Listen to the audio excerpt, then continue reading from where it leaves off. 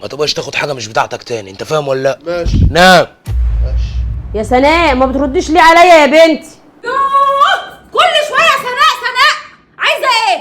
يا بنتي يا حبيبتي انا عايزه افهم حاجه، انا كل ما انادي عليكي عماله تسرعي ليه؟ تسرعي ليه كده وتزعقي؟ انا طهقت وقرفت. من ايه يا بنت؟ في البيت من ايه يا بنت؟ بتعملي ايه؟ ده انت يا بنتي بتنزلي تلاقيني عامله كل حاجه، امال لو بتمدي ايدك وتعملي اكل ولا شرب ولا ترويج، ده انت بتنزلي لي هاني. شكلك يا سناء السنه دي مش هتجيبها لبره لما تطلقي، يا اما تطردي انت وجوزك من البيت ده. انور ما وراكيش غير اللي انت بتعمليه في نفسك ده. أنا- اللي فوق ده مش هياكل. انا زهقت وطهقت من البيت ده وهسيبهولك وامشي. عموما يا بنت الله يسامحك. ايه يا عم حد يرزع كده على الصبح في ايه؟ هي مراتك بقى هتخف من اللي هي بتعمله ده امتى؟ مالها مراتي؟ ما انتش سامع على كده ان هي عماله تزعق لامك؟ وانا حاطط الجزمه دي في بقي ومش ساكت من اجلك، بس اللي بتزعلها دي امك زي ما هي امي. كلام خلصان، انزل خلصت الحوار ده واصحى بمراتك وخليها تقفل على نفسها الباب عشان الليله دي تعدي على خير.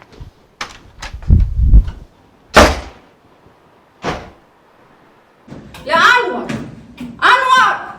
قوم تعالى شوف صرفه في امك دي. ايه يا ستي بتزعقي ليه في ايه؟ تعالى شوف امك عماله تبيع وتشتري فيا. طب ما توطي صوتك شويه، انت بتزعقي ليه؟ ست كبيره قد امك، تعالي. من امتى بقى ومرات اخوك بتعلي صوتها على امك كده؟ من ساعة ما انت ما بتروح الشغل اخويا محمود الصراحة وهي بتعمل كده. ايه ياما الدوشه والزيطه انت عاملاها على الصبح دي ياما في ايه؟ انا يا ابني؟ انا اللي عامله الدوشه والزيطه يا ابني؟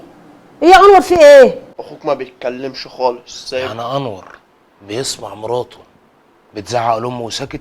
ساكت وانا مش عارف اعمل ايه الصراحة. انا سامع كام عمال تزعقي، وبصراحه انا مش عاجبني موضوع الزعيق ده، وبعدين هي يعني عصبيه، استحملها شويه ياما ما فيهاش حاجه يعني. المفروض يا ابني انت اللي توصيها على امك، تاخد بالها، انا ست كبيره، ده بتنزل تلاقيني عامله كل حاجه، تقول لي استحمليها؟